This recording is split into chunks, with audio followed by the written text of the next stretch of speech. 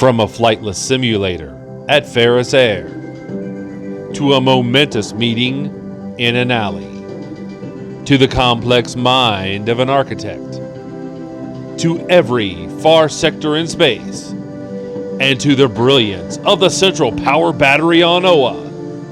This is the podcast that covers the adventures of all of your favorite ring slingers. This is the Emerald Echo with your hosts, Adam and the Emerald Enthusiast. Welcome to another episode of the Emerald Echo podcast and vidcast. As always, I'm your host, Adam. And with me, as always, is the Emerald Enthusiast himself, Donnie. Donnie, how's it going? Happy New Year. Happy New Year to you too, buddy. And what's up, everyone? It's the Emerald Enthusiast, and we are here today with a triple scoop of Green Lantern sweetness. Indeed we are. We want to wish all of you a Happy New Year out there, whether you're listening or watching. We're back for another year of not only Green Lantern goodness, but DC goodness, Marvel goodness, all the fun stuff that we were covering in 2023. Guess what? We're going to be covering it in 2024, and things are about to get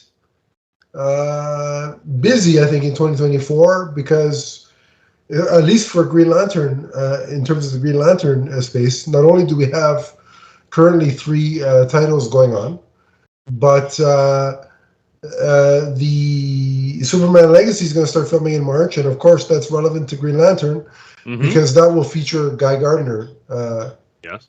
in a role in the film, and we should also start hearing news for the Lanterns show at some point later in 2024.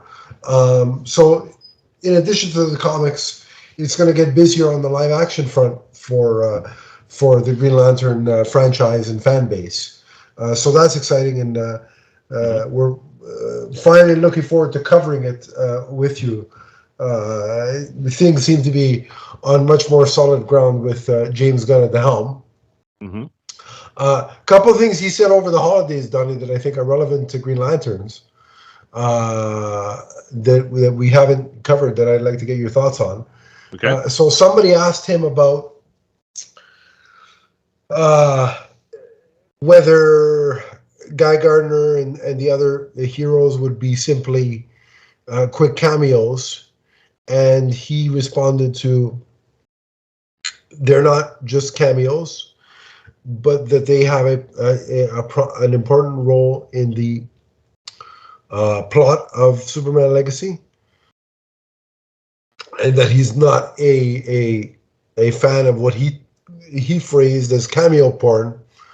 If he's going to put characters in a movie, it's going to be a meaningful situation.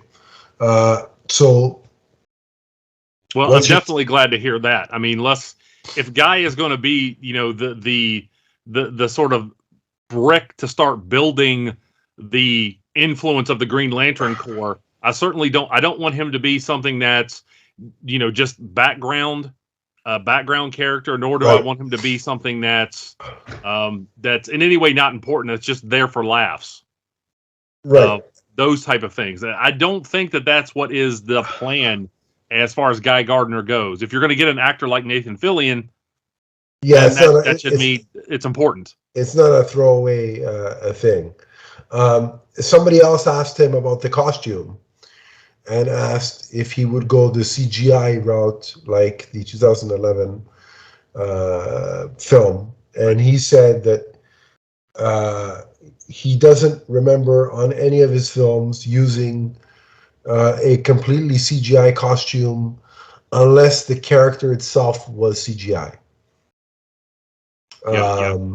So, like, for example, Rocket Raccoon, he didn't put a real physical raccoon in a leather superhero costume. What? You just burst all my illusions. I thought for sure that was an actual raccoon. Right? Yeah.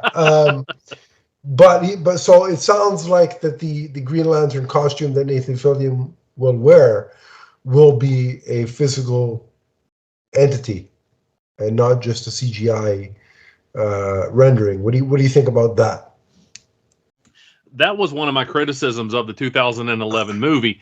Not that I thought the suit looked bad. I don't think that the suit looked bad. It's a different take, and that's okay. My issue was I think they spent too much money on that when they didn't have to. Right. Agreed. A Green Lantern uniform should be one of the simplest things to do. Yeah. And in Guy's case, we're talking about a bodysuit, a belt, some boots, and a vest. Yeah.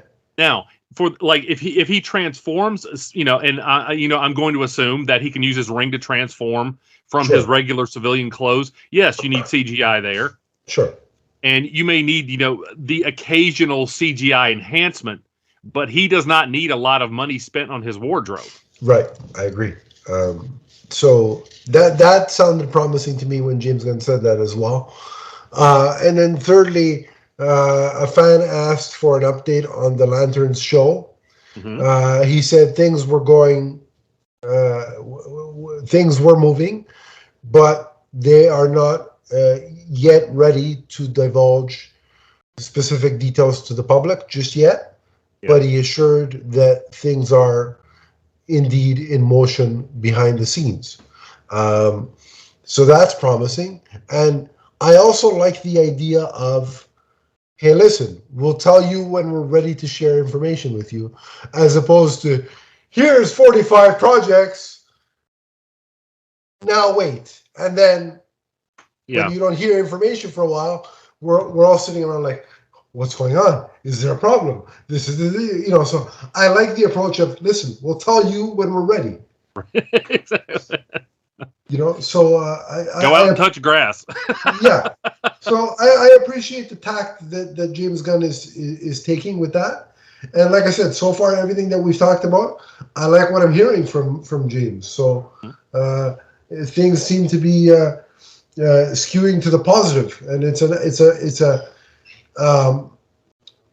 refreshing change in terms of where the DC universe in live action is headed. Final thoughts on that? So far, I'm trying to stay optimistic. Things are moving slowly, and I realize that people are frustrated with there being no concrete news, but with the amount of uproar that the DC cinematic projects have been in, like constantly over the last 10 years, I would rather them know exactly what they're going to do and where the direction is going to go before they start putting things out there and then retracting them and having to walk things back or change things or apologize to the fans because they promised something that they couldn't deliver. We've seen so much of that. Yeah. And again, they're having to hit the reboot, but at the same time, we've had projects like Blue Beetle and Aquaman: The Lost Kingdom come out.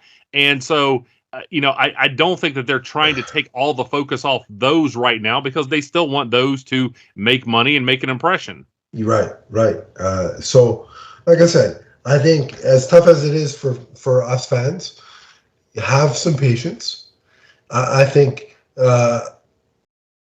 our focus should be, regardless of what your level of excitement for these projects are. There are 3 projects coming out in 2024 that are DC related, which are Creature Commandos, which is technically the first DCU outing from James Gunn and Peter Safran, which is animated. There is the Joker Part 2, if you like that. There's that to check out, and there's the Penguin on Max that is connected to the Batman. So focus on those, and also know that we're going to get a lot of Superman Legacy details as it starts filming in March, which includes some Green Lantern, yes, as we talked about. So focus on that, and the other projects will get information when we're supposed to hear about it. Right. If we're not hearing about things, guess what? It's not our time unless James Gunn hires us for a specific duty in his production. It's not our time to hear about it. So let's just say, you can't have I know this is past, so the analogy doesn't quite work, but there's a reason why you're allowed to open your Christmas present on Christmas Day and not Thanksgiving Day. Right. There's some waiting involved. So let's just know that good things are coming. And what's the saying? Good things come to those that wait. Right. Yeah. And that's a far better tack than throwing shit against the wall and seeing what sticks, which is That's what right. we've been doing since 2013. So what you're saying is let James Gunn do his duty, so DC doesn't have to throw us a bunch of duty. Yeah, basically as the kids say nowadays, let James Gunn cook. I don't know what this meal involves, but exactly. apparently that's what everybody's doing on the internet these days. Let him cook. Everybody's cooking. I don't know if it's food or meth or whatever it is. Just apparently let him cook, and we will, and we'll focus on what's in front of us, which are right now 3 Green Lantern comics. So let's start in release order. So Donnie, where are we going? Just before we do that, I've got to say, just the other day, I was watching the Batman and thinking about what that new Penguin series might be like. Oh, it's going to be so good. And I was also, the scene where, they're showing him, the crime scene films through the Penguin. Yes. And that, I just know how that was kind of my reaction the first time I saw Topher Grace's Venom, Yeah. What are you showing me? Come on! Yeah. Anyway, so. You know what? It's off topic real quick. I've watched that movie quite a bit over 2023. Yeah. And Batman. It just seems to get better every time I watch it. I don't know what it is. So yeah. It's so good. Okay. I might watch it tonight after the Leaf game, actually, now that you put the idea in my head. There you go. Yeah. There we go. All right. So we're going to kick things off with Green Lantern number 6. And this story is entitled, and I think intentionally here, The Will to Rage. And when I say intentionally, I mean as something that's very symbolic. Right. I don't think it's just a play on words to get, will and rage in there. Sure. What I think we've seen is that Sinestro is building to making this conscious decision to embrace a part of his personality that we really haven't seen in the past. Not that it hasn't been there. It's been simmering under the surface. But Sinestro, as Hal Jordan pointed out in this issue, is he's somebody who's always in control. Yeah. And, he's very exact. He's very methodical. Very calculated with the things that he does. But with the situation, and I don't think that we've seen all of this yet, because we've seen his frustration with being powerless on Earth. But I think there were some things that happened on Koregar too that really set him up here for the amount of rage that is in him. And now that the emotional spectrum is in this flux, in this unpredictable state, Sinestro is now channeling the red light of rage. And so he makes this decision to embrace his rage, even though that's something that has not really been a part of his character in the past. And as we see, it makes him extremely powerful in this battle against Hal. I'll tell you, just from my Green Lantern experience, I've been reading steadily, since whenever Rebirth came out. 2004. Yeah, right. I've never seen Sinestro this unhinged before. It's quite shocking because, like you said, I'm used to the methodical, calculating, composed, authoritarian, version of Sinestro. This is like me watching a Leaf playoff game and it's not going well. That's what this is. But see, you don't make the choice for that to happen. He's actually making the choice. Right, yeah, that's true. That's true. If I had my choice, they'd win 4 games straight and move on to the next round real easy, but never goes that way. But I digress. So one of the things that I really like here, and I really want to compliment Jeremy Adams on what he did. A lot of times, comic book fans, and we talked about this. We have talked about this a lot over the decades, is that when you get this big cosmic threat or this big earth-shaking threat, you have to ask yourself, where are the other heroes? So there's this big battle in the sky. You can see it from all around the planet. So, where's Superman? Where's Wonder Woman? On and on and on. Well, at least we get a glimpse of that here. We see that the Bat family and the Superman family are seeing what's going on here. But they actually, they give them reasons as to why they can't help. And one of the things I like here is that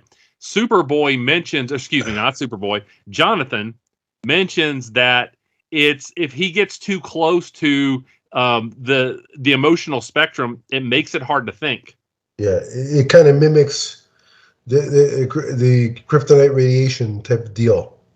Something along those lines. Yeah, Superman mentioned that, and we've seen Green Lanterns in the past make kryptonite for all intents and purposes. It's not exactly, it's more synthetic. It's not exactly like kryptonite, but it's close. Yeah. And the other thing that I like is that when John said it makes it hard to think, there is a theory in psychology called limbic resonance that says the people closest to you, that your nervous systems can interact. So if you're around someone who's very close to you and they are in a heightened sense, then that's going to raise your sense of emotion and your level of emotion.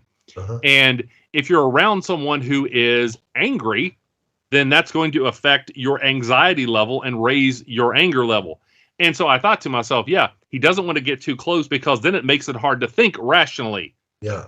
And anyone around Sinestro at this point, it would make it hard to think and not just feel that rage. I like that scene as well because you're right. It shows, okay, how is this affecting the wider DC universe?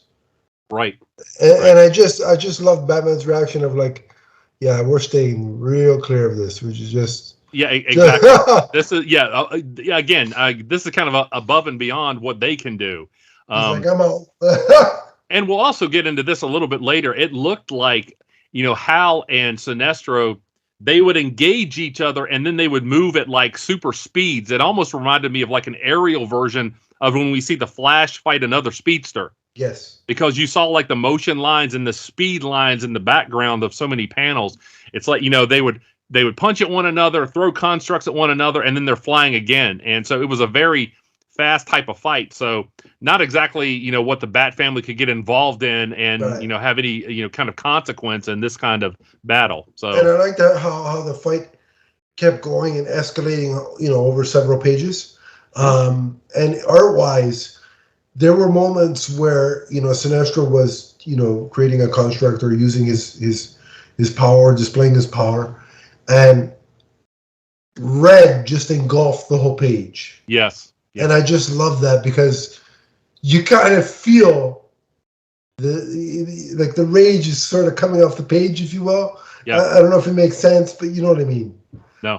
Well, and in the fight, I noticed that Hal was more on the defensive here because Sinestro was coming at him with a number of bladed constructs, and then he made a couple of different giant monsters, one of which was so massive that the planes that the U.S. military had sent out from Ferris Air, they were just like completely engulfed by this thing. Yes, yeah. That was the page that really struck me. That one there, yeah. I also like the image, the one where Sinestro, the first time he vomits up, the Red Lantern napalm vomit, Yeah. And I love the description there. The word was splurge. And I'm like, I've made that a couple times in my life when I've been sick. Oh yeah, I know that feeling. Unfortunately, but then Hal has to, excuse me, Hal has to throw up a wall, and again, get this, to make sure that this doesn't touch him. So, and like I said, that monstrous construct, I think, is indicative of the amount of rage that must be inside Sinestro at this point, because to make something like that and to maintain it would take something that is not just a momentary bout of you being angry over something. It's got to be something that has been inside you and has simmered for a long period of time. Yeah, we got some pretty cool, Power Rangers-esque constructs there. That was pretty cool. Yeah. I got a kick out of that.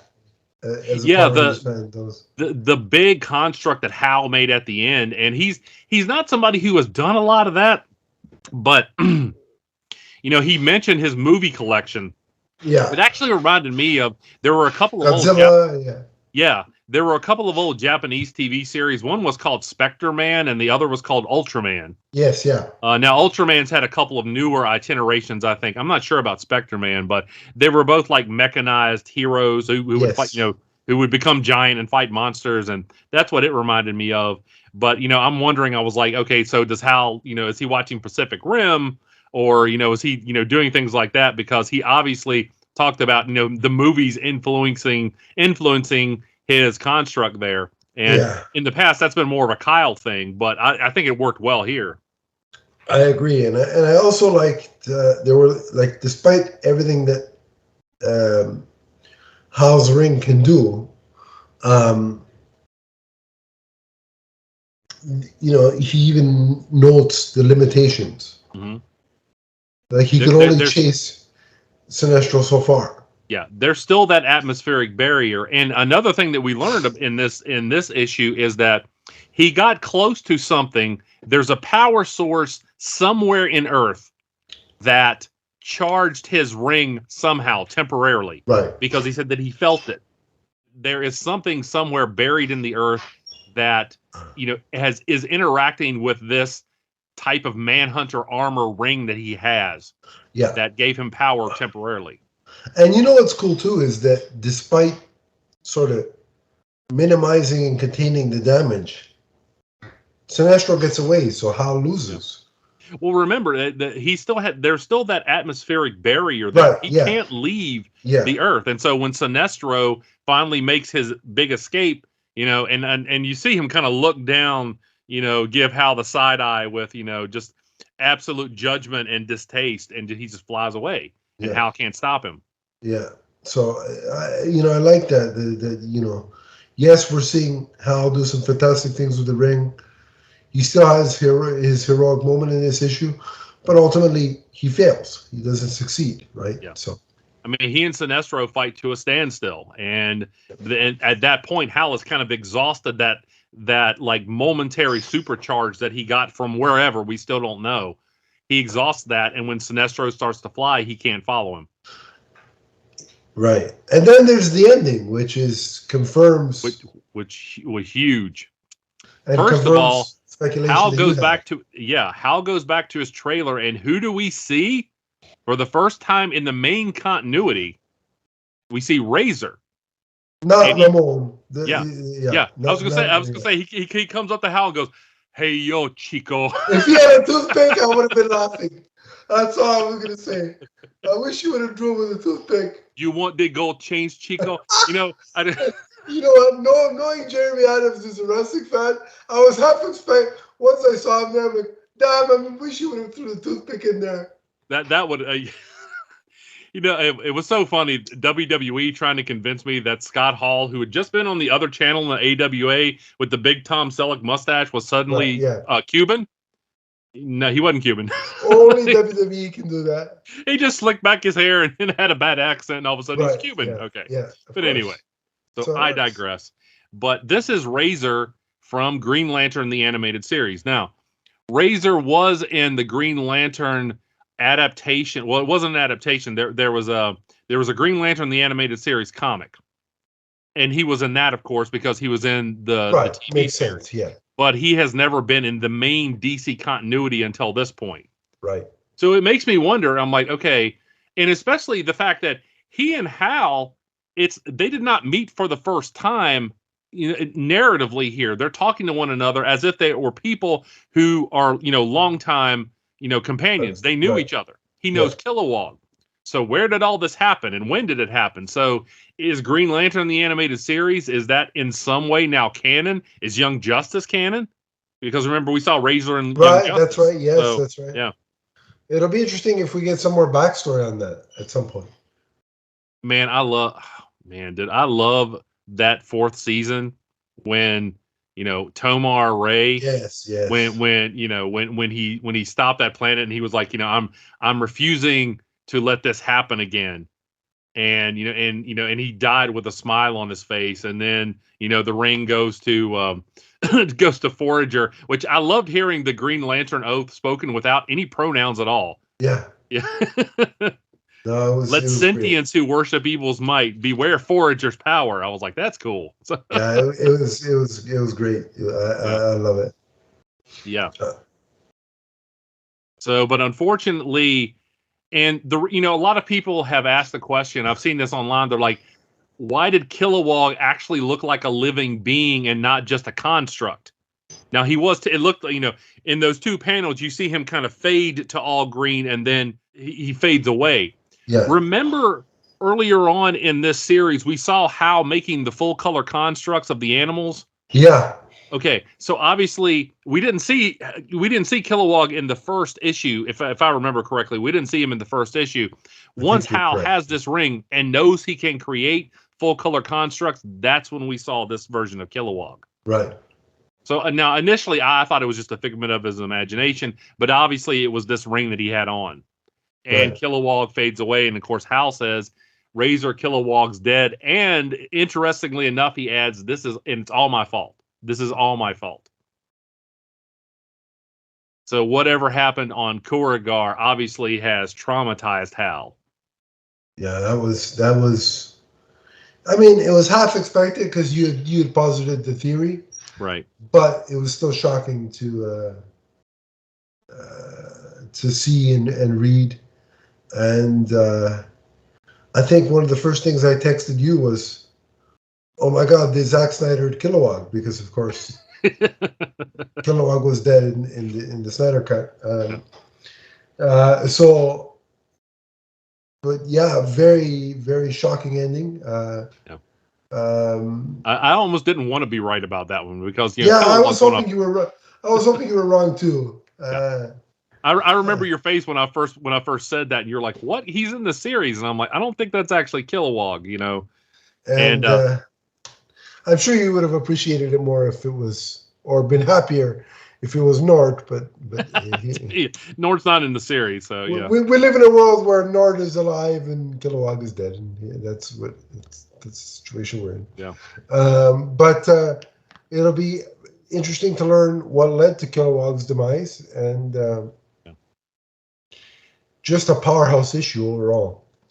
Just incredible. I mean, if you're a Green Lantern fan, a lot of people have wanted Razor to be introduced into the comics for so long because he was such an incredible character on the series. This series, I will say, is off to a fantastic start. Yeah, and I can't wait for issue number 7. And we do have a backup story to talk about here, but Jeremy Adams has just done such a great job at making this Earthbound story. It's an Earthbound story so far, but making this interesting and putting the focus on how Jordan's friendships. Yep. We talked about that he didn't go right to, hooking him back up with Carol, and in fact, the first couple issues, Hal was kind of coming off with as a jerk, trying to intervene on, Harold. Carol's relationship that at least is seemingly a happy one at this point, and he kind of backs off and he talks to Barry, and now he talks to Razor, and even talking to the construct of Kilowog, you see how kind of unpacking his feelings about where things are right now and developing as a character, and I think that's a stroke of genius from Jeremy Adams. Agreed, absolutely. No, it was really good, and so. Definitely left me wanting more. So that's the goal. I think of when you end every issue, you definitely want to leave the reader wanting more, and so. We all have metaphorical fish hooks in our mouth right now. We're all just kind of hanging there until issue 7. Yeah. So hopefully it comes out on time and we don't have to wait longer. Yeah. So let's do a quick summary here of the backup story, and we're getting more about Korg here. And in this story, he breaks up a black market deal for stolen hospital organs, and his the way he acted in this, like he's kind of he's obviously very young, but he's more self-assured in this story. It kind of reminded me of Anakin Skywalker from Attack of the Clones. Yeah, he's so confident. He's overconfident, probably, in his abilities. Yeah, he's cocky. And so when he breaks up this black market deal, he actually takes some credits for himself because remember, he's trying to build this ship to get off of the planet. Right. And he actually gives the organs back to the hospital. Right. So that was interesting, and he was pretty arrogant about it too. We definitely can't say so far that he is an evil character. He idolizes Sinestro, and he's trying to be like Sinestro, but it seems like there's going to be some layers to him that we're going to get over time. Yeah, I'm fascinated by the character. Like I said, I think he's got that arrogance and the the air of superiority that Sinestro has. Mm-hmm. But he has a there's a streak of goodness in him. He has a conscience. Yeah, which I think is not as evident in Sinestro at times. This character reminds me is very similar to the early days of Damian Wayne, where he was a little prick. Yeah. He sort of was trying to be a mix of both his father and his grandfather. Are you gonna read Sinister Sons? I'm probably gonna give it a shot just because I like Super Sons, right? So right. If Sinestro is going to be in it, then you know what, I'm in for a while at least. Yeah. So I would definitely give it an arc and see where it goes. But yeah, I'm intrigued by this character. Yeah. So one last thing I have to ask though, I noticed kind of a symmetry between the two stories, because we see Sinestro in his story, his plan is to get some kind of ring and get off of Earth. And here we see Korg trying to do a similar thing, building this ship so he can leave. So right. I'm like, is that just by chance, or did Tomasi and Adams communicate with one another and say that this is something that is going to kind of converge in the future with Korg's story and Sinestro? It seems to me that there's going to be some sort of convergence amongst the Green Lantern books that are on the shelves at some point. Maybe not the Alan Scott book, but in terms of the events of what's happening in War Journal and what's happening in Green Lantern, both the main story and the backup, I think there's going to be some coming together and continuity and connectivity. Mm-hmm. That's the vibe I get anyway. Yep. Well, like I said, I definitely think that this might be the way that we see eventually John cross over into Hal's story, or vice versa. I mean, right. where those stories come together too, because if Sinestro is this huge cosmic threat now with this Red Lantern ring, and Hal can't leave the planet, somebody's got to go after Sinestro. And we don't, obviously, Lanterns like Varan, they're not going to do it, Right, yeah. Even if Varan wasn't dead, he's dead in the water if he came up against Sinestro. I'll tell you. Yeah, and Sinestro wouldn't hesitate. So there's got to be somebody competent out there to confront Sinestro. Hal's gonna have to make the hot tag to John at some point. So now we're gonna move on. Do we rate this or what? Yeah, let's give it a rating, and then we'll take a quick break, and we'll do the other two on the other side of the break. But I'm just going to rate. I feel like just rate the main story, because I feel like in that backup, it's so few pages. Yeah. It's not really fair to rate something like that. It's hard to rate that. Yeah, I agree. I've got to go 5 and 5 again. I loved the art. The constructs were amazing, and the power, the way that those last two panels were drawn, and they take you on an emotional roller coaster within 2 panels of, oh my goodness, here's Razor. We've wanted Razor, but oh my goodness, Kilowog's dead too. Yeah. It gives you to see them both. Look what we're giving you, and look what we're taking away. It's like, yeah, exactly. Yeah. It's like the saying you can't have your cake and eat it too is actually true. Yeah. You really can't. Yeah. But it's almost like, we're gonna give you this, refreshing soda on a hot day, but first we're gonna choke you a little bit. It's like being a Toronto sports fan. If the Leafs are winning, the Raptors are not. If the Raptors are winning, the Leafs are not. It can't ever be both, because the world does not allow that. But I'm in full agreement with you. It's a 5 for story and 5 for art. It just a captivating story. The art just, the writing hooks you, and then the art sucks you in and basically engulfs you and brings you into the story. This this book, Green Lantern, is one of 3 DC books that I contend that I can guarantee it that, if I was to leave my books until the end of the month and pick 3 that I knew were going to be guaranteed good reads, it would be, and this in no particular order, this Green Lantern book, Nightwing, and Batman Superman World's Finest. Those are the 3 that to me are slam dunk guarantees every month. And issue 6 of Green Lantern continued that trend. So bring on issue 7 is what I say. Yeah, I can't. And that is out this Tuesday, I believe. Right. So yeah. So we won't have to wait too long. But we'll take a quick break so I can get a drink and not choke. And then on the other side of that, we'll review War Journal and War Journal number 4, and then Alan Scott, the Green Lantern. So stay tuned. We'll be right back. Don't go anywhere. What's up, everyone? It's the Emerald Enthusiast. For all of your multiverse viewing and listening needs, check out our shows, which include Teenage Mutant Ninja Turtles, Ghostbusters, Power Rangers, the Marvel Universe, and the DC Universe, including the Emerald Echo podcast. You can check us out on Podbean, and remember to subscribe right here on YouTube. That's the Multiverse Musings Podcast Network. From the first podcast to the last. And we're back. We are, and you did that with such enthusiasm as if you haven't missed a beat over the holidays, Donnie. Just so well done. But we've got another Green Lantern book to discuss. So tell us what we're talking about next. We're talking about Green Lantern War Journal number 4.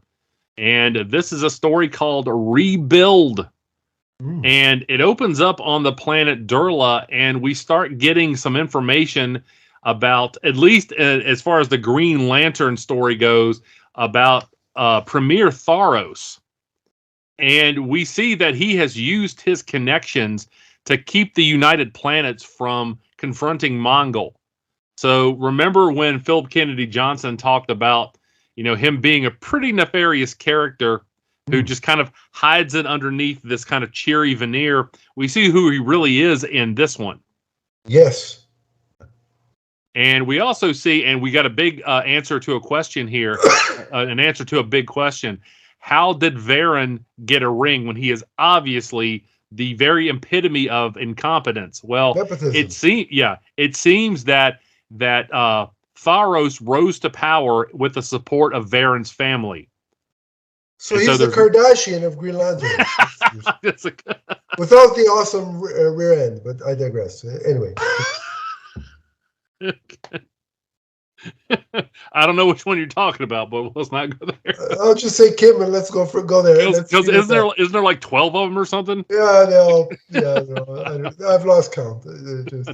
All I know is one of them dated a basketball player, but anyway. I think more than one, but I digress. Okay. Anyway, So, now as this goes, and it opens up on the planet Durla, and we're seeing, some of the plans here that have been hatched by Tharos. And so he wants to find the location of Varen and say, let's bring him back. And if we find that he's dead, we'll have to blame it on someone else. Yeah. Because he doesn't want to lose the support of Varen's family. In the meantime, we see that John is going on something called a soul trek.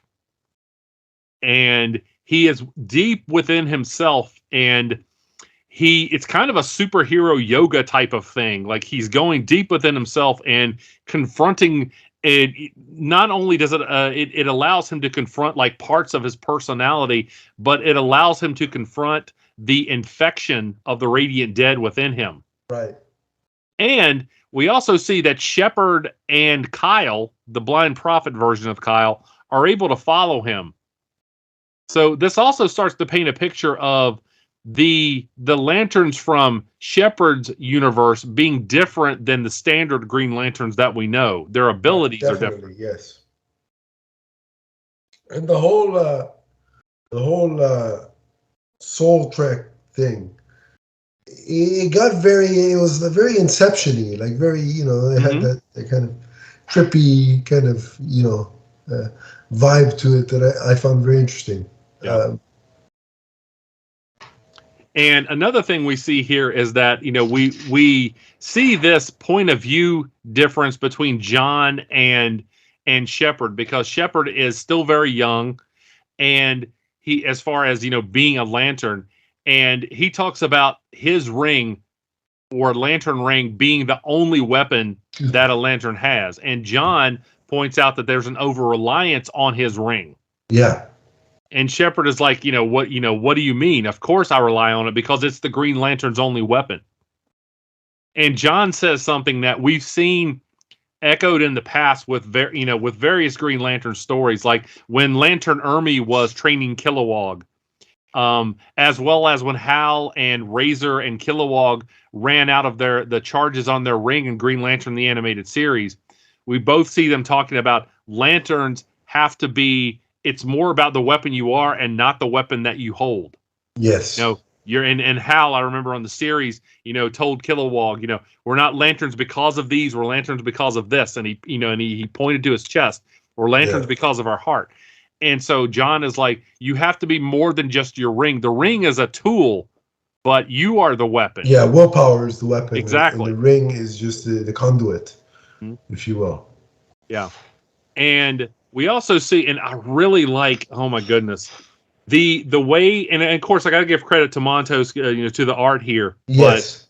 But the Philip Kennedy Johnson seems so good at writing this type of thing, because we see John's infection progress, and it like momentarily drops him, and it seems like he's exploding with this light infection, and that's really interesting. Yeah, it looks like he's going to be taken over by it again.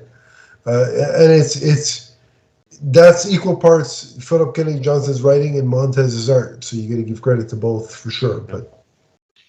And like I said, another interesting part of this is that we see that Lantern Shepard's constructs, they're sentient, and they don't need his direction, and so they can act independently of him in a battle. Yeah, which is different. Yeah, exactly. Yeah. Green Lanterns, historically, they've always talked about trying to maintain constructs, and the more constructs they make, or the bigger the construct is, the harder it is to hold together, and the harder it is to direct it. Right. But that's not the case with Shepard's ring. It's very unique. Yeah. So I like I said, I really like the exploration here, and well, I'll talk more about this later. But man, do I want a Shepard action figure. I knew there was going to be an action figure reference at some point. I mean, we're hold on a second, 6 days into 2024, and this is we've got an action figure reference or an action figure request from Donnie, as if McFarlane listens to this podcast. Hey, you never know. Maybe the Todd Father's riding down the road and he's like, "I'll turn on a podcast on YouTube. Yeah. How about this Emerald Echo?" While you're there, why don't you give us some product to review? Send us some product, we'll review it. It's free. Hey, yeah, exactly. You send me something, McFarlane, and I will be sure to review it. Spawn 350 while you're at it, just for shits and giggles, just fun.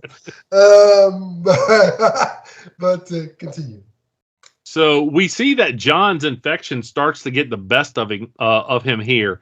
And Shepard is like, Shepard's going to kill him. Shepard's like, no Green Lantern in the past has ever overcome this. Yeah. And so he's ready to take him out. But in the as this whole situation is happening, Shepard says that the ring of a Lantern who dies from a radiant dead infection is actually disconnected from the power battery. Thereby, that gives John an idea. So remember that actually Shepard is in possession of Varen's ring from the earlier battle. Right. And so John heads back to Steelworks, and they use Genesis energy, which is a type of really kind of cosmic, mystical, unpredictable energy, to jumpstart Varen's ring. Right. And I like seeing the continuation of of the relationship and the working relationship of John Stewart and John Henry Irons. I like that. Yeah. I like that tandem. They're pretty cool together. And we also see that John, when he puts on the ring, what it does is it almost puts him on kind of a reverse Soul Trek. Yeah. This time he's projected into Varen's consciousness. Right. And there's that whole dialogue between the two of them. And the art got really creepy here, which I enjoyed.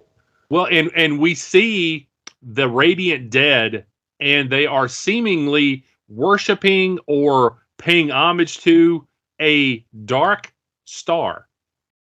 Now, if you remember, John Stewart at one time was a dark star. And who else was a dark star?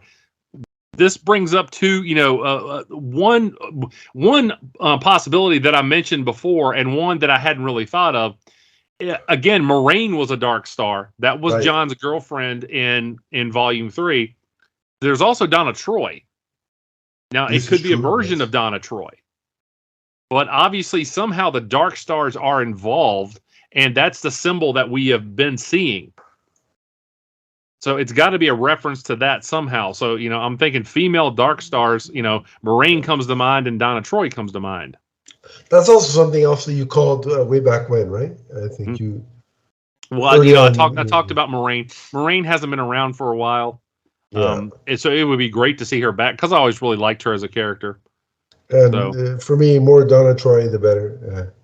I like Donna Troy too. Yeah. This one would be, I guess, evil. Sort of. Well, again, this wouldn't be the same Donna Troy that we're talking about in our universe. So I think we should just get all the Donna Troys together and just put me on an island with them all. And let's have at it. That's what I said. Okay. That's a different podcast. So it is the late night version. Yeah, exactly. It's Emerald Echo After Dark. Yeah, the Blackest Night version of Emerald Echo. That's what that is. Yeah. But so. With Varen's ring, John is like, this is my ring now, and he overcomes Varen, and back on Earth, he is seemingly restored, like his body is restored, and he is wearing a new Green Lantern outfit. Which, by the way, I love that page because I like that design. Yeah, that was so heroic. That was so powerful. I loved it. Yeah, You know what it made me think of? You remember when like Undertaker would be down and out back in the day, and Paul Bearer would come along and just slap the mat with the urn, and Undertaker would sit up and he would snap his head to the side. I was like, that's what John did. John's like, let's go hunting, Or it's like when the Undertaker came back with the purple. Yeah. Or he wore gray for so long, and then See, now if the two John Stewarts interact, then it would be like Undertaker versus Undertaker at SummerSlam. Right. I'm sure it will be better than Undertaker versus Undertaker. Well, the build-up to that was pretty good, though. The story was good, but, having two really, because they were both slow wrestlers at the time, confronting one, that didn't work. So, anyway. Yeah. But, again, John is seemingly restored here, but we don't know how is his ascended powers?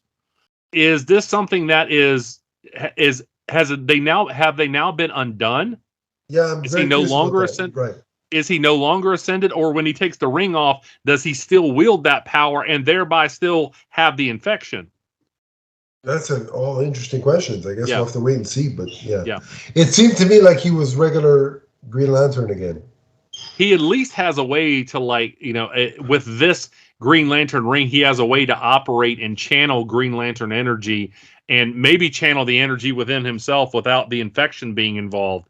Some way to at least, operate and and oppose the Radiant Dead and the Queen. So it's going to be fascinating to really find out what the situation with John is, because you're right. There is an element of confusion there now. Mm-hmm. What's the status of his power level? I think what this book really kind of showcases too is that at some point, all the Earthbound Green Lanterns have to have like a retreat and a get together and like confer, because so much crap has happened the last time they all got together that I think there needs to be, like a, that cartoon series on YouTube, the superhero cafe where they all sit around the coffee. I need that in an issue with the Green Lanterns, and they just talk about what the hell's been going on the last few years. Wait a minute, your mother's name's Martha. My mother's name's Martha. And then Batman shows up. I'm Batman, and just walks up in a cameo role. Yeah, and then they go to the cafe, and he's like, "So, what's up?" That's awesome. But yeah, I really like what they're building to here. Obviously, I think that the reveal of the Revenant Queen is going to be huge, and again, it leads to a lot of questions. The differences with the Lantern Corps and Shepard's universe. See, I think these are issues that are going to reverberate beyond just this miniseries. Yeah, I'm really interested to see where this is going to go, and is there going to be a follow-up series? Will they extend this series, because I think it's selling pretty well? Yeah, I think it seems like there's bound to be more, regardless, because if Jeremy Adams and Philip Kennedy Johnson are teasing conversations that they've been having, this is only 6 issues? Yes. This was number 4, I believe. Yes. So that's a lot of stuff to deal with in 2 issues. So, like I said, I think it's just going to reverberate. Well, but I'm looking at the cover right here. Like Alan Scott, the Green Lantern, says 3 of 6. This just says 4. Right. Maybe that they're giving themselves an out to extend it if they want to. Maybe. Agreed. So we'll have to wait and see. But I'm so intrigued. Like I said, I love that. We've done 2 of the 3 now, and each of them have a different vibe, but are distinctly Green Lantern books. So I'm loving this era that we're in with Green Lantern. Mm-hmm.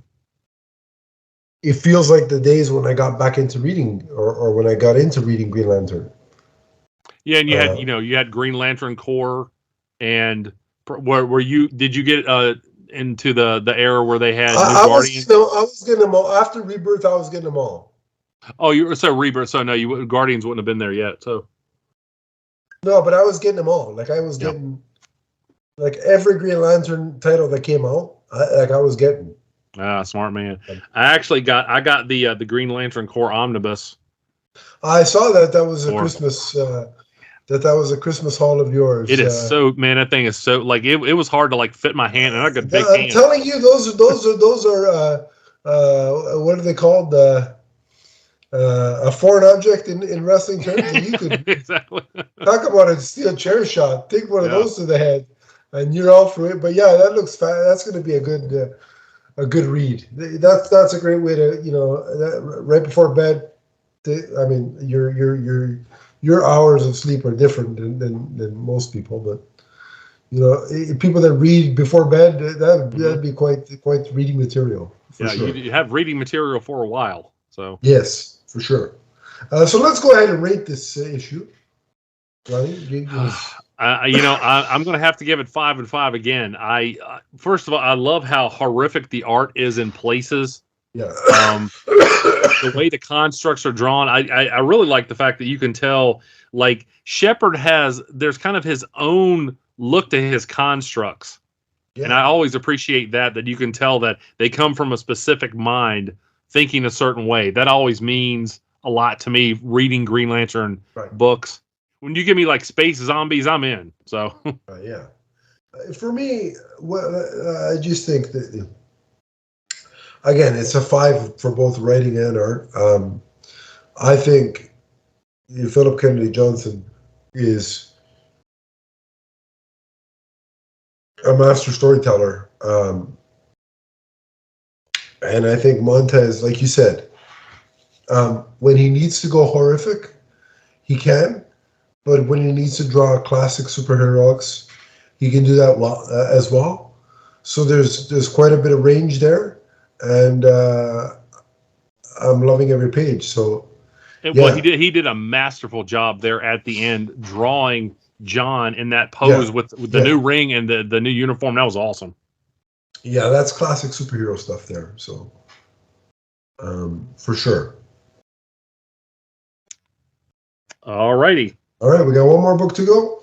We got one more book to go. This is Green Lantern, Alan Scott, the Green Lantern, number 3 of 6. And this is a story called A Specter Calls. And it opens up with Doiby Dickles giving a ride to Alan Scott to this kind of dark part of town. And Right. I've got to point out once again, Tim Sheridan does a good job at getting down the syntax of the era, because Doiby says, "Not a big talker, huh? Ed, that's all right. I got a big enough mouth for the both of us." Yeah. For us both. Yeah, He really does a good job at getting that, lingo down. He really does. I agree. Yeah. And so we get the continuation here of this theme of Alan Scott is investigating the situation, and yet he's down in an area where it's at least it's implied that gay men go to meet, because again, this is still something that is illegal at the time, could get you in a lot of trouble. And we see him talk to a young man here, and the guy's like, if we're going to do anything here, we've either got to go back to your place, we've got to get out of sight, basically. Yeah. But that's not what Alan is after at this point. Right. And when the police show up, we see him kind of phase through a wall to get away. And Sure. He's still fighting this inner battle of being a hero, but also caught in this world because who he is makes him a criminal. And he said this multiple times in this series. Which is it's rough to read something like that, because it just, being who you are makes you, the fact that being who you are makes you a criminal. I think it just underscores how ridiculous and asinine that thinking was back in the day. He's at war with himself here. Yeah, and the fact that he's even questioning, am I in the wrong here? Like he's having self-doubt. Yes. And that's why I think this is such an interesting premise. And I think it also makes sense long term. And we may see some even more things in the succeeding issues that come out here as to why eventually he chose to live a straight life and be a father, because his existence at this point is so difficult. Right. And it makes it so difficult for him to be a hero. That wouldn't you choose the path that would allow you to keep doing that and try to deny that other part of yourself? That's the question that he's asking himself, and that he's trying to piece together at this point, is how do I do these two things, because they are seemingly in they are in conflict with one another at that time. Right. Agreed. It's going to be interesting to see if there's a bit of a bridge to show that transition, but we do have a lot of reading this iteration of Alan Scott with other books that we've read where it's present day set and he's more comfortable with who he is. You do get a picture of the character progression that's happening. Yes. Yeah. Right? So you can kind of piece it together for yourself in a way. Well, and as Alan is investigating this murder, we get this scene at the morgue where he and Jay Garrick are looking over this body, and we get the idea that Jay Garrick may know the secret that Alan is keeping. Subtle hints, yeah. And I've got to call out these two panels here. Alan and Jay are kind of they're the way that this is drawn is they're back to back. They're actually facing one another. Yeah. But Jay Garrick says the world will always see things in a different light, Lantern. And Alan responds, "Never fast enough, Flash." Yeah. And that really made me think about various, minority groups who see progress happening, but it may not be something in your lifetime that happened. There's still persecution. There's still problems. There's still complications, as we see here with Alan. And so he sees that, hey, maybe the world is making a turn, but as we can see now here, 80 years in the future, there are still obvious issues. Yeah, the turn isn't quick enough. Yeah, definitely. And it's so funny to me that I've read about, I don't know if I've told you about this before. It's not exactly the thing that I talk about all that much, but I'm left-handed. Me too. Okay. Yeah, I think okay. Yeah. All right. So you and I have talked about this. There was a time 100 years ago, being left-handed could get you in some trouble. And the further you go back in history, the more of an issue it became because people thought you were disordered. No, I can't imagine existing in the world and trying to pretend that I'm right-handed. Well, I got news for these people. I can't hold a fork in my right hand, so I can't. I'd be shit out of luck if. And there are still places in the world it's considered bad manners to use your left hand in public. Well, see, if you know the Latin/Italian verbiage, sinestro, right? Mm-hmm. Right. Sinister. Sinistra is left, right? Right, the sinister hand. So it's like, look, we're already branded the villain, damn it. Like, exactly. I'm offended, and I want retribution. But no, it's ridiculous. I like my father remembers when he was a kid.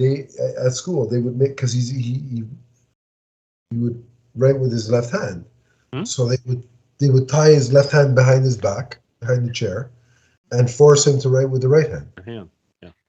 Like, just so I mean, not to the same degree of what people who were gay or lesbian had to face, but these kind of levels of persecution are ridiculous. Mm-hmm.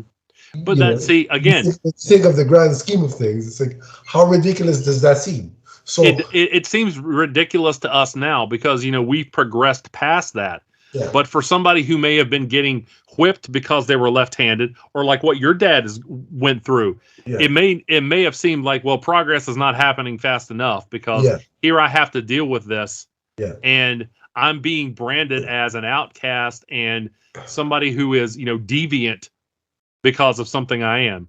Yeah, it's ridiculous. It's like I really side with Alan when he says not fast enough. Mm-hmm. So, but as the story goes on here, we see that these murders that are happening, that the JSA has already assigned somebody else to the case, and it turns out to be the Specter. Yeah, it's really interesting to see the Specter here. I know it's Jim Corrigan, but it's still interesting just because of the sort of the relationship that Green Lantern and the Spectre would go on to have, so it was very unique seeing him here with this Green Lantern. Mm-hmm.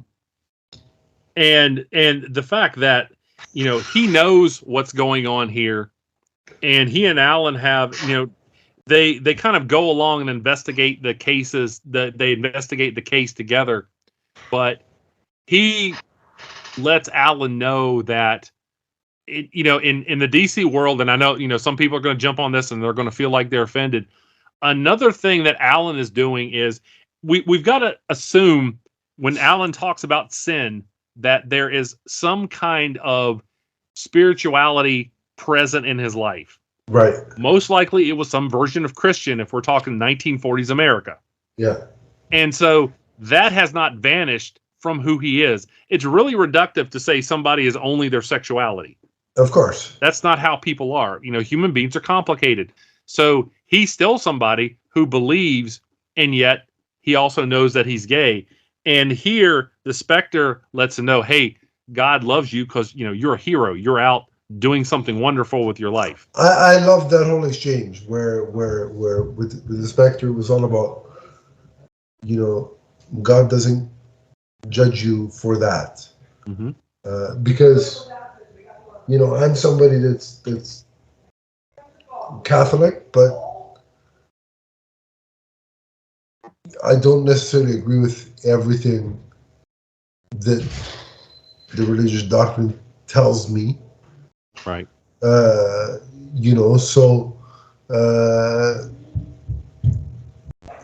I can totally understand that aspect of it, of Alan having some spirituality, but also not fully agreeing with all the, living that lifestyle. But would obviously put him in contrast with some of the belief systems. And so it's a very real thing to, yes, I'm Catholic, but so here's an example, not to get too heavy. I'm Catholic. The doctrine says priests shouldn't be married because they're quote unquote married to God. I think that's a load of crap, because I think they should be married. They're human beings. I think that's an archaic law that is stupid. So I can call myself a Catholic, but also disagree with that piece of rule, or whatever the hell you want to call it. So I definitely understand that, that conflict of, yes, I believe in this, this, and this, but also I don't agree with what they say about this, this, and this. Yeah. And and I'm in a similar situation. And again, I won't go too far into this, but my faith has always meant a lot to me. Yeah. But at the same time, I've never looked at it as something that's to be used as a weapon against people who are different than me. Yeah, and I realize, there are gay people out there who still go to church, synagogue, temple, whatever, and that's still a big deal to them. That's still part of their makeup.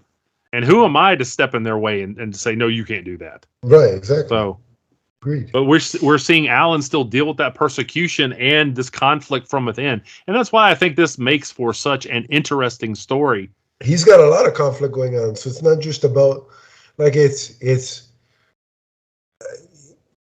Yes, I love these people, this person, or whoever it may be at the time.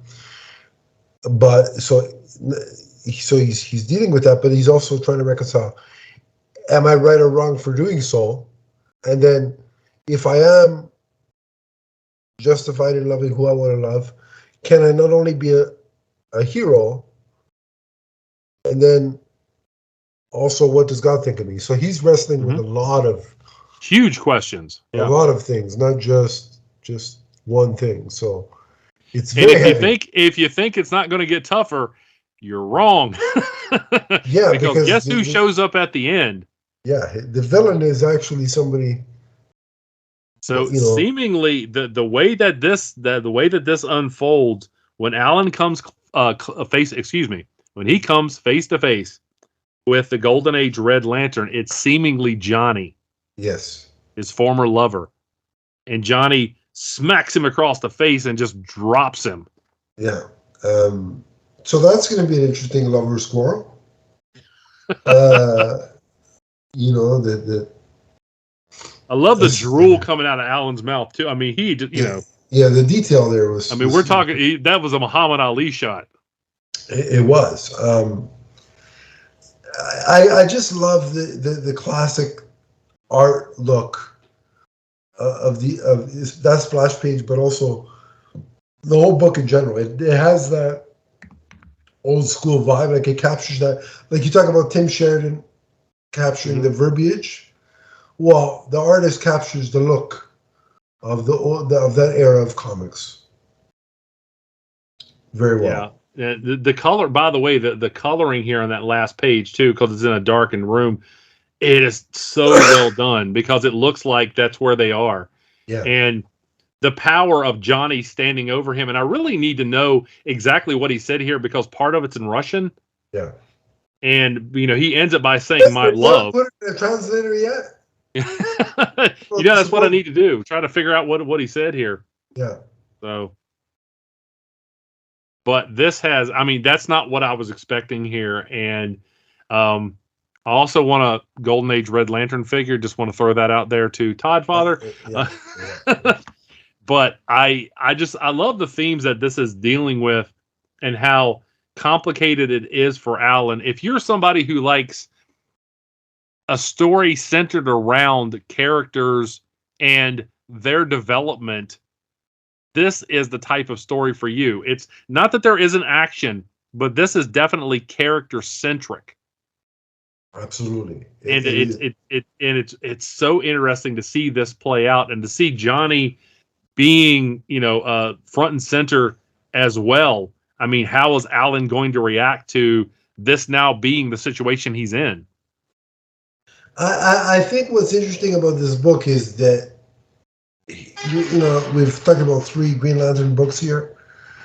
And I think this is in terms of character focus and the types of questions it's asking, mm-hmm. and the character is wrestling with. This is the deepest of the 3.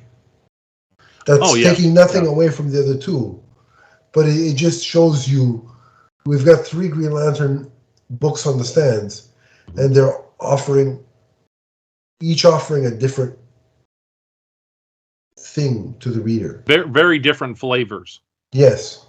So and that's one of the reasons I'm such a big Green Lantern fan, is that you can tell various types of stories with various lanterns, and there are so many different possibilities. And we're seeing that in these 3 stories. These 3 books show you the malleability of the IP. Yeah. Right? And again, this book has plenty of superheroic action and tropes that you want, but it's just going a little bit deeper. Right. And that's great. I wouldn't want every single book I read to be this.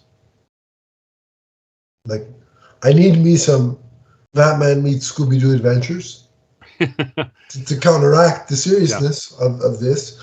But I like, a nice helping of this as well. So if you're reading Green Lantern right now, you're getting a feast of flavors is what you're getting with these 3 books. So exactly. That's a smorgasbord, a cornucopia. Yes, there you go. Exactly. And you won't be able to see this if you're just listening to this on another platform. But if you're on YouTube, the Alan Scott All-American Comics number 16, his first appearance, the facsimile edition is out now. So it's $7, $6.99 from DC Comics. If you've ever wanted to own the very first appearance of the very first Green Lantern, here you go. And not spend thousands of dollars. That's the way to do it. Oh my goodness, it is very expensive.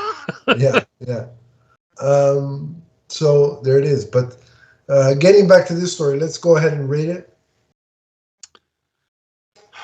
I'm going to give it definitely a 5 for art. I love the art. I kind of went back and forth between a 4.5 and a 5. I'm going to give it a 5. I'm going to say it's kind of a soft 5, though. I know that's a weird thing to say, but the only thing I didn't like, I like the content of what the Specter said, but my experience of reading the Specter in the past, he's not so verbose. Yeah. He's more of a stolid type of character who says only what he needs to. Yeah. And so I like the content of the conversation, but at times I'm just like, he's a little too chatty for my taste here.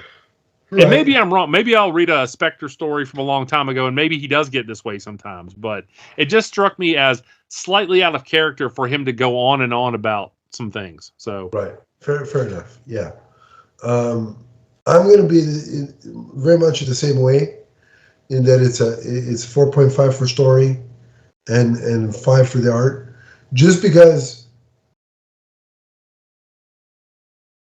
I think what the Spectre said was very important, and I like seeing him here.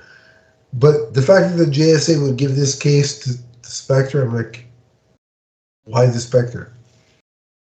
It's kind of an odd placement, and like I said, I mean, obviously, when we're talking about Alan's question about God, obviously the Spectre is the most logical in play, but I almost wish that some of this dialogue took place between and Jay Garrick. Right, but no, what I'm saying is, why would the JSA forget about what Alan's questions about God for a second? Mm-hmm. Yeah. Just on the basis of, the JSA handed this case off to the Spectre. Mm-hmm. Why would they hand this particular case off to the Spectre? Right? Wouldn't your first reaction be like a street level hero? If it involved Trigon and more, a devilish figure, and you need the side of God to then hey, right. the Spectre makes more sense. But what are we talking about here? We're talking about suspicious murders. Why necessarily the Spectre? Yeah, that's fair point. So, like I said, I had some issues, but I think it's working so well. It's still fantastic. And the issues that they're dealing with are so deep that it's hard for me not to say that, yeah, this, this is, I think, a must read. You can't. This is a must buy for Green Lantern fans too, because it's been so long since Alan really had the spotlight. Absolutely, it definitely is a must buy. It definitely is, and just again, when you're deciding if you're deciding which Green Lantern book to read when, just base it off of what you're in the mood for that day. If you're in the mood for something deep, then this is probably the one to read that particular day. If you're in for something more superheroic and balls to the wall, then read Green Lantern. And then if you're into more like sci-fi horror, then read War Journal. War Journal, right? Yes. So you have again, as Donnie said, different flavor. Or you could read all three in one day and just gorge. And buy the variant covers and like you have, I'm sure. But yeah, so there's our rating. We're having a wonderful time with this influx of Green Lantern content on the shelves, and we hope that and look forward to it continuing, and hope it continues beyond these miniseries. So we'll champion that, and we'll be back again to review the upcoming issues. So stay tuned for that. But until that time, Donnie, if they want to track you down and talk about Green Lantern, where can they do that? You can find me. You can find me on TikTok or Twitter as the Emerald Enthusiast. Also, check out my YouTube channel where I do lots of product reviews, including lots of Green Lantern figures, busts, and comics. Awesome. You can find me at Adam_LeafsFan on Twitter. We have the Facebook group, which is listed in the description below. Click that. I will add you, and we can continue the conversation there if you so choose. But until next time, remember that Alan Scott, Green Lantern, is forever. From his first very verbose conversation with the Spectre to the last. So long, everybody. So long, everyone.